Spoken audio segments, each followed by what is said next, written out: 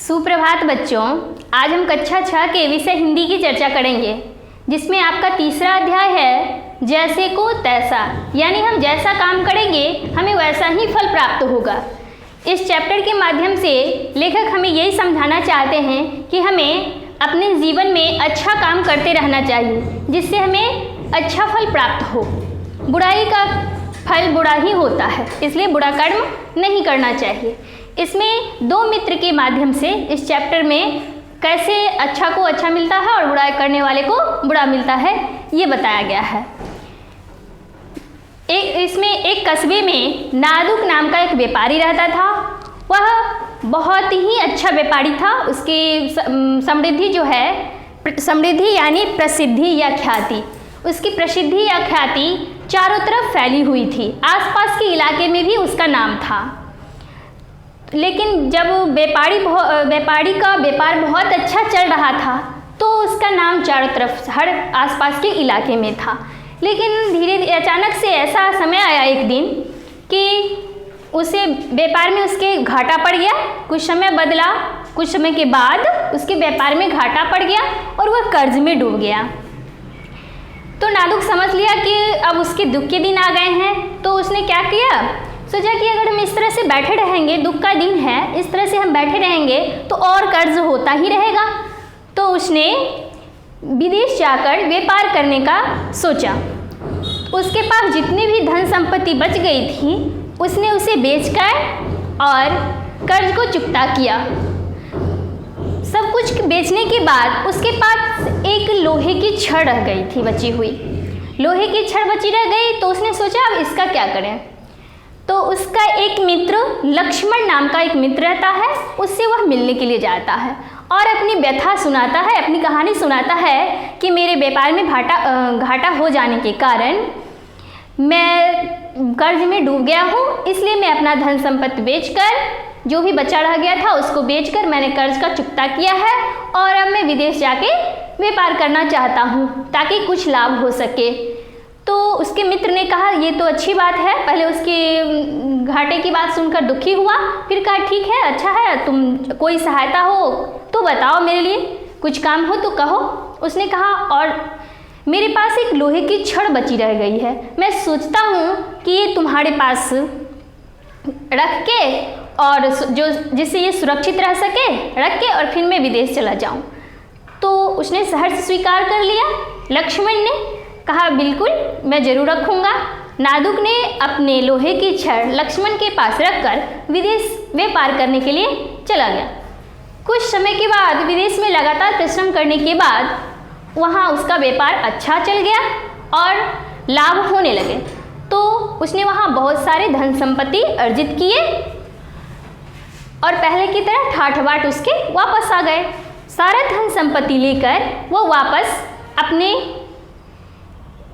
कस्बे में आ गया, गांव आ गया। विदेश छोड़कर अपने गांव सारा धन संपत्ति जो उसने कमाया था उसको लेकर अपने स्वदेश को लौट गया। उसके बाद यहाँ उसने अपने लिए फिर अच्छा सा कारोबार संभाला, व्यापार को अच्छे से संभाला और फिर नया मकान खरीदा और ठाठ बाट से रहने लगा। कुछ समय के बाद उसे अपने मित्र लक्ष्मण की याद आई तो वह अपने मित्र से मिलने चला गया। नादुक को देखकर लक्ष्मण बहुत प्रसन्न हुआ। उसने अपनी यात्रा और व्यापार के बारे में हालचाल सुनाया, जिसे सुनकर लक्ष्मण बहुत प्रसन्न हुआ। फिर जब वह उसके यहाँ से लौटने लगा तो कहा मित्र, मैंने तुम्हारे पास एक लोहे की छड़ रखी थी, अब मैं वापस आ ही गया हूँ, स्वदेश आ ही गया हूँ, तो सोचता हूँ कि उसे भी लेते जाऊँ। तो लक्ष्मण के मन में इस छड़ के लिए बेईमानी आ गई थी। उसने बहाना बनाते हुए अपना सबसे पहले उसने चिंतित स्वर में, अपना चिंतित मुद्रा में अपना सर झुका लिया। तो नादुक पूछता है, उसका मित्र पूछता है कि क्या बात है, क्यों परेशान हो, बड़े चिंतित नजर आ रहे हो। उसने जवाब दिया कि मैंने तुम्हारे लोहे की छड़ को गोदाम में रखा था, लेकिन पता नहीं धीरे धीरे उसे चूहे जो हैं कुतर कर खा गए, अब वो वापस है नहीं और बाजार में वैसी छड़ तो मिलती नहीं है कि मैं तुम्हें खरीद कर ला कर दूँ।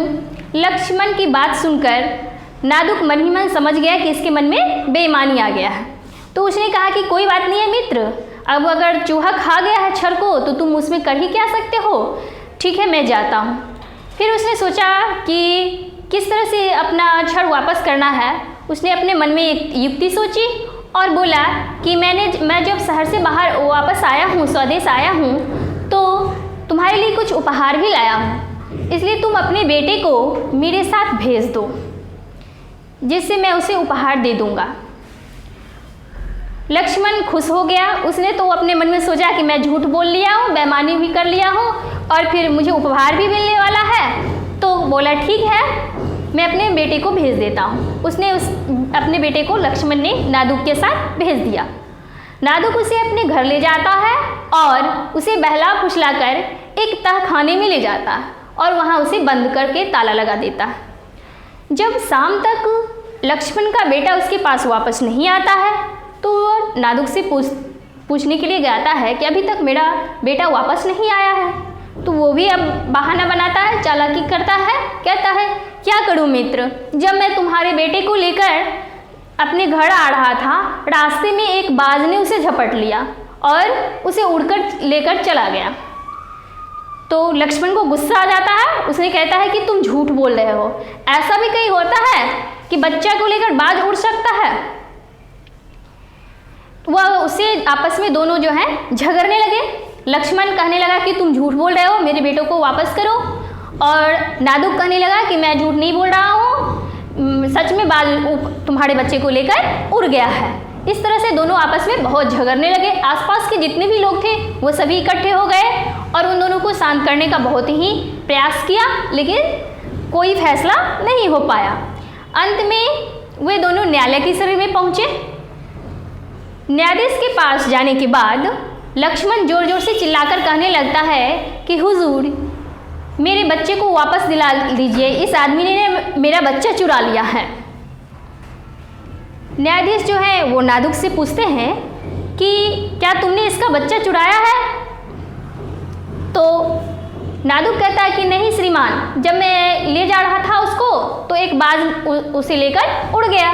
तो न्यायाधीश कहते हैं कि नहीं, तुम झूठ बोल रहे हो, बाज बच्चे को लेकर नहीं उड़ सकता है।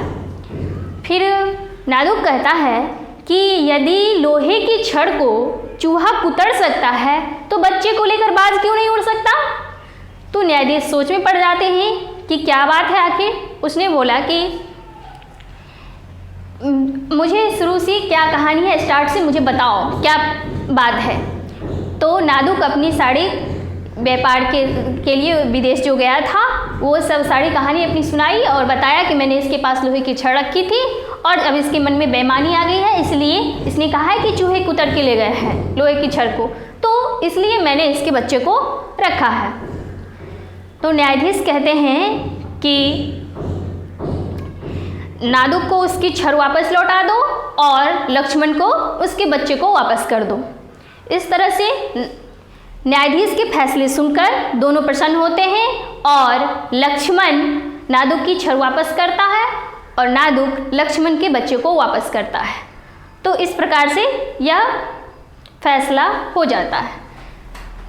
आपने सुना बच्चों कि क्या हुआ, बुराई करने का फल क्या मिला, बुरा ही मिला। कि उसके मन में बेईमानी आ जाने से, अपने मित्र के लिए मन में बेईमानी आ जाने से मित्र भी धोखा दे गया।